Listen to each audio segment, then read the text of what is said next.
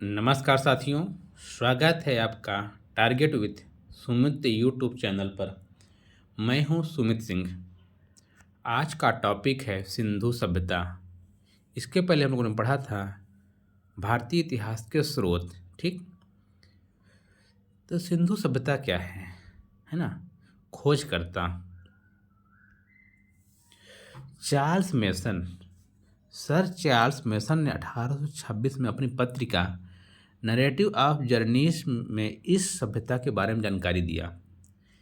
ठीक, और साथियों, यदि अभी तक आप लोगों ने चैनल को सब्सक्राइब न किया हो तो सब्सक्राइब कर लीजिए, क्योंकि यह कंटेंट बहुत ही महत्वपूर्ण है। सिर्फ आपको वीडियो को सुनना है और नोट्स बनाते चलना है। ठीक है, बहुत ही महत्वपूर्ण कंटेंट है। यदि एक बार आप पूरा वीडियो देख लेते ना, आपको किसी भी वनडे एग्जाम में ऑब्जेक्टिव आता है 100% आप पूरे पूरे क्वेश्चन करके आएंगे। बर्टन बंधु जेम्स बर्टन और विलियम बर्टन के ठेकेदारी में सन 1856 में लाहौर मुल्तान के बीच रेल लाइन बिछाई जा रही थी। ये सिंधु सभ्यता की बात आई कैसे, है ना। तो बात ऐसी ही आई कि जब जेम्स बर्टन और विलियम बर्टन ठेकेदारी कर रहे थे, मुल्तान से लाहौर के बीच में रेल लाइन बिछाई जा रही थी। जब खुदाई का काम हड़प्पा में शुरू हुआ तो वहाँ मिट्टी में बहुत सी दबी हुई ईंटें मिली, जो ठेकेदार ने अपने काम में इस्तेमाल ले ली। इनको पता नहीं था कि वहाँ क्या है, लेकिन जैसे खुदाई किए, ज़मीन को खोदा, मिट्टी को ऊपर रखना से तो वहाँ ईंटें मिली। तो फिर क्या हुआ, अलेक्जेंडर कनिंघम ने 1853 से 1856 के दौरान इस क्षेत्र में बहुत बार यात्रा की और इस सभ्यता की जानकारी जुटाने की कोशिश की, लेकिन जितनी सफलता मिलनी चाहिए उतनी उनको मिल नहीं पाई। उसके बाद समय आता है सन 1921 का महत्वपूर्ण टाइम पीरियड, याद रखिएगा। सन जॉन मार्शल के नेतृत्व में राय बहादुर और दयाराम साहनी और राखल दास बनर्जी क्रमशः हड़प्पा और मोहनजोदड़ो में खुदाई करवाई। ठीक, इस तरह सिंधु सभ्यता के प्रारंभिक खोजकर्ता के रूप में इन लोगों का नाम जाना जाता है, मेन रूप से दयाराम साहनी और राखल दास बनर्जी। दयाराम साहनी हड़प्पा के लिए और राखल दास बनर्जी मोहनजोदड़ो के लिए। सर जॉन मार्शल उस समय भारतीय पुरातात्विक विभाग के प्रमुख थे। ठीक, काल का निर्धारण एवं विचार।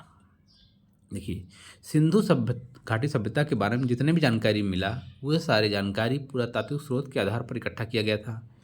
इस सभ्यता के बारे में कोई लिखित जानकारी तो थी नहीं, इसलिए अलग अलग खोजकर्ता ने अलग अलग काल का निर्धारण किया। सर जॉन मार्शल 1931 में सिंधु सभ्यता की तिथि 3250 से 2750 निर्धारित करते हैं। कार्बन 14 की पद्धति के अनुसार सिंधु सभ्यता के जो टाइम पीरियड है 2300 से 1750 मानी गई।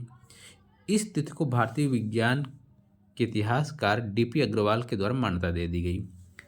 मुख्यतः जो स्टैंडर्ड तिथि मानी गई है 2500 से 1750 मान लिया गया। यही आपको यदि कहीं आता है एग्जाम में तो यही लगाना है। ठीक, अब नामकरण कैसे हुआ सिंधु घाटी सभ्यता का, अभी तो हम लोग पढ़ रहे हैं ना कि कैसे वहाँ पहुँच रहे हैं। तो हुआ क्या, इस सभ्यता के जितने भी प्रारंभिक स्थल थे वह सिंधु नदी और उसके सहायक नदियों के आसपास खोजा गया, इसलिए इसे सिंधु सभ्यता कहा गया। बाद में यह देखा गया कि सरस्वती नदी के किनारे भी इस सभ्यता के बहुत सारे स्थल पाए गए, इसलिए इस सभ्यता को सिंधु सरस्वती सभ्यता भी कह देते हैं।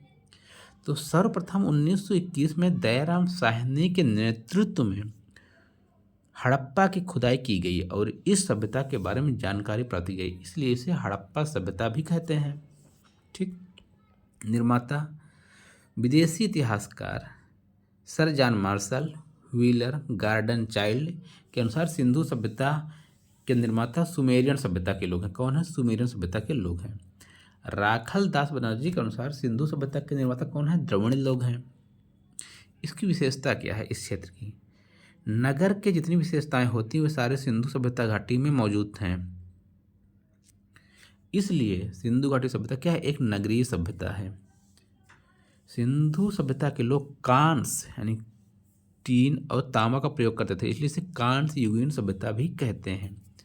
सिंधु सभ्यता लिखित साक्ष्य मौजूद है, लेकिन उनको अभी तक पढ़ा नहीं गया। जो हमारी सिंधु घाटी सभ्यता है इसके लिखित साक्ष्य तो मौजूद थे लेकिन इसे पढ़ा नहीं जा सका, इसलिए सिंधु घाटी सभ्यता को आद्य ऐतिहासिक सभ्यता भी कहा जाता है। इस सभ्यता की खुदाई से कोई ऐसा औजार नहीं मिला जो युद्ध में इस्तेमाल किया जाता है। इससे यह अनुमान लगाया जा सकता है कि यहाँ के लोग बहुत शांति से रहते थे और शांति प्रिय सभ्यता थी। सिंधु सभ्यता को एक व्यापार प्रधान सभ्यता के रूप में जाना जाता है। ऐसा कैसे? सिंधु घाटी सभ्यता का क्षेत्र बहुत ही अधिक है, इसलिए इसे विस्तृत सभ्यता के नाम से भी जाना जाता है, क्योंकि यहाँ के लोग व्यापार करते थे। यहाँ पर लोथल नामक बंदरगाह मिला, इससे मालूम पड़ता है कि यहाँ के लोग व्यापारी थे। सिंधु सभ्यता की अन्य महत्वपूर्ण जानकारी देखिए, फैक्ट हैं, याद रखना है आपको, क्योंकि आप ऑब्जेक्टिव करने जा रहे हो, आपको फैक्ट याद रखने होंगे। व्हीलर ने हड़प्पा को सुमेरियन सभ्यता का उपनिवेश कहा। जॉन मार्शल ने सबसे पहले सिंधु घाटी शब्द का प्रयोग किया था। सिंधु सभ्यता की लिपि कैसी है? चित्रात्मक है। यहाँ लिपि दाईं से बाईं ओर लिखी जाती है। सिंधु सभ्यता की मुख्य फसल क्या है? गेहूं और जौ। सिंधु सभ्यता का विस्तार, जो सिंधु घाटी सभ्यता का विस्तार है, देखिए उत्तर में मांडा जम्मू कश्मीर में, पूर्व में आलमगीरपुर उत्तर प्रदेश, दक्षिण में महाराष्ट्र अहमदाबाद और पश्चिम में सुतकांगेडोर पाकिस्तान जो पड़ता है। इसका ये पूछा जाता है कौन सी जगह कहाँ है, तो आप इस तरह अपनी कॉपी में बना भी लेंगे। सिंधु घाटी सभ्यता का क्षेत्र त्रिभुजाकार है और यह सभ्यता अफगानिस्तान, पाकिस्तान एवं भारत में फैला हुआ है। सिंधु सभ्यता के प्रमुख स्थल, इसको ये चार्ट बिल्कुल आपको याद ही रख कर लेना है। सन 1921 में हड़प्पा की खुदाई, हड़प्पा स्थल उत्खननकर्ता कौन थे? दयाराम साहनी। नदी थी रावी। पश्चिम पंजाब का मोंटगोमरी जिला जो आजकल पाकिस्तान में है।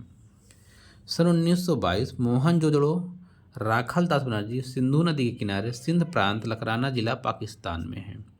अधिकांशतः सिंधु घाटी सभ्यता के क्षेत्र पाकिस्तान में है वर्तमान में, ठीक। सन 1931 चौहंदड़ो गोपाल मजूमदार थे, सिंधु नदी किनारे, सिंध प्रांत, पाकिस्तान। कालीबंगा 1953 में इसकी खुदाई होती है। बीबी लाल और बीके थापर के निर्देशन में घग्गर नदी किनारे, राजस्थान और हनुमानगढ़ जिला भारत था। राजस्थान का हनुमानगढ़ जिला भारत है। 1953 में कोट दीजी फजल अहमद, सिंधु नदी किनारे, सिंध प्रांत, खैरपुर पाकिस्तान में। 1953 में रंगपुर में रंगनाथ राव मादर, गुजरात का काठियावाड़ जिला भारत में, ठीक है। 1953-56 के रोपड़ में खुदाई करवाने वाले थे यज्ञ दत्त शर्मा, सतलज नदी किनारे, रोपड़ पंजाब का क्षेत्र। 1953 से 63 में लोथल रंगनाथ राव, भगवा नदी किनारे, गुजरात का अहमदाबाद जिला जो कि भारत में है। इसके अलावा 1958 में आलमगीरपुर यज्ञदत्त शर्मा के निर्देशन में ही खुदाई कराई गई हिंडन नदी किनारे, उत्तर प्रदेश का मेरठ जिला।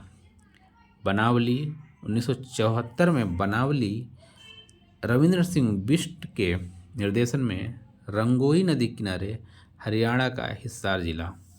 धौलावीरा 1990-91 के आसपास खुदाई की गई धौलावीरा क्षेत्र में, रविंद्र सिंह बिष्ट में, मनहर और मानसर नदी किनारे, गुजरात का कच्छ जिला में। आइए जानते हैं हड़प्पा। देखिए हड़प्पा पाकिस्तान के प्रांत मोंटगोमरी जिले के रावी नदी के तट पर स्थित है। इसका आकार त्रिभुजाकार है। बहुत ही फैक्ट वही है जो आपकी परीक्षा में पूछे जाएंगे, ठीक। इस सभ्यता का नगर नियोजन एक नगर नियोजन आयताकार रूप में किया गया।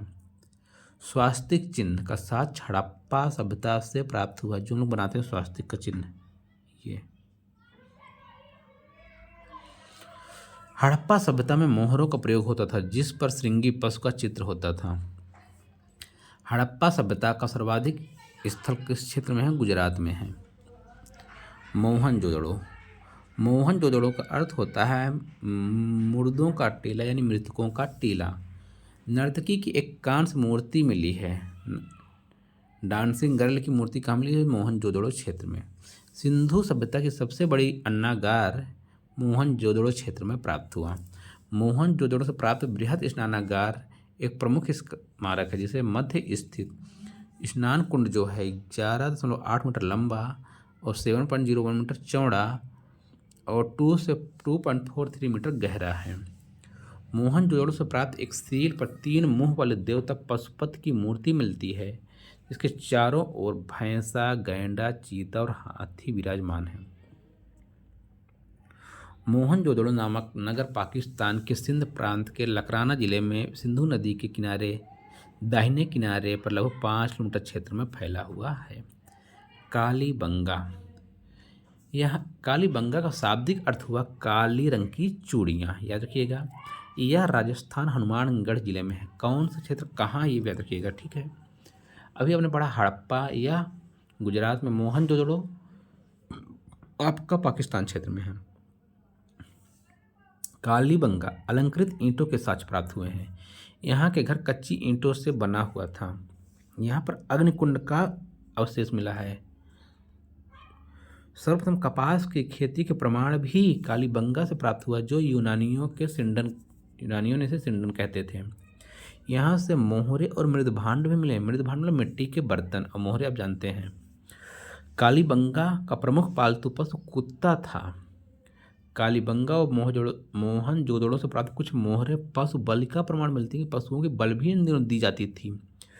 कालीबंगा, लोथल, सरकोतदा से सिंधु कालीन घोड़ों के अस्थिपंजर मिले, मतलब उन दिनों पर भी घोड़े थे इस क्षेत्र में।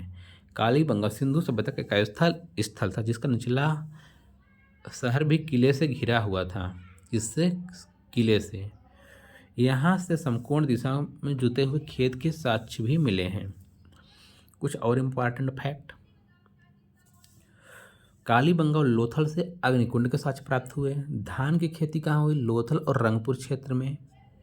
सिंधु सभ्यता के लोग मिठास के लिए शहद का प्रयोग करते थे। कालीबंगा से जुते हुए खेत और नक्काशी कहाँ? कालीबंगा से, ठीक है। नक्काशीदार ईंटों का प्रयोग के साक्ष्य मिले हैं। मनके बनाने का कारखाना चहुंदड़ो लोथल से प्राप्त हुआ। पिगट ने हड़प्पा एवं मोहनजोदड़ो को एक विस्तृत साम्राज्य का जुड़वा राजधानी बताया। सिंधु सभ्यता के लोग धरती को उर्वरा की देवी मानते थे। सिंधु सभ्यता के लोगों में मातृ देवी की उपासना सर्वाधिक प्रचलित थी। मातृ सत्तात्मक सत्ता थी उन दिनों। कुबड़ वाला सांड सिंधु सभ्यता का पूजनीय पशु था। सिंधु सभ्यता के समाज कैसे थे? मातृ सत्तात्मक समाज थी। सिंधु सभ्यता के लोग प्रायः सूती और ऊनी वस्त्रों का प्रयोग करते थे। आग में पकी हुई मिट्टी को टेराकोटा कहा जाता था। आग में पकी हुई मिट्टी को टेराकोटा कहा जाता था। सिंधु सभ्यता में वेश्यावृत्ति और पर्दा प्रथा प्रचलित था। शवों को जलाने और दफनाने के साक्ष्य भी सिंधु घाटी सभ्यता से प्राप्त हुए हैं। आज़ादी के बाद गुजरात में जब हड़प्पा संस्कृति के सर्वाधिक स्थल पाए गए हैं। सिंधु सभ्यता का बंदरगाह लोथल है। मेसोपोटामिया के अभिलेखों में वर्णित मेलुहा शब्द अभिप्राय सिंधु सभ्यता से ही जाना जाता है। सिंधु सभ्यता से प्राप्त लिपि 64 मूल चिन्ह और 250 से 400 तक हैं। सिंधु सभ्यता में लिपि में सर्वाधिक प्रचलित पशु मछली का है। वह चिन्ह किसका? मछली का है। सिंधु सभ्यता का जो विनाश का कारण संभवतः है वह बाढ़, बहुत भयंकर बाढ़ आई होगी, सब दब गया। R.L. Stein, N.A.N. घोष आदि विद्वानों का मत है कि सिंधु सभ्यता का विनाश जलवायु परिवर्तन के कारण हुआ है। तो साथियों, ये रहे आपके सिंधु सभ्यता। इससे जो महत्वपूर्ण फैक्ट थे, बिल्कुल महत्वपूर्ण, जिसको बोलते हैं निचोड़, वो हमने आपके सामने रखा। आपको वीडियो कैसी लगी ज़रूर बताइएगा, क्योंकि इससे अब शार्ट भी नहीं हो सकता है, ठीक है। इसलिए वीडियो को पूरा सुनिए और नोट भी करते जाइए। बहुत अच्छा रिजल्ट मिलेगा आपको। वीडियो देखने के लिए धन्यवाद। जय हिंद, जय भारत।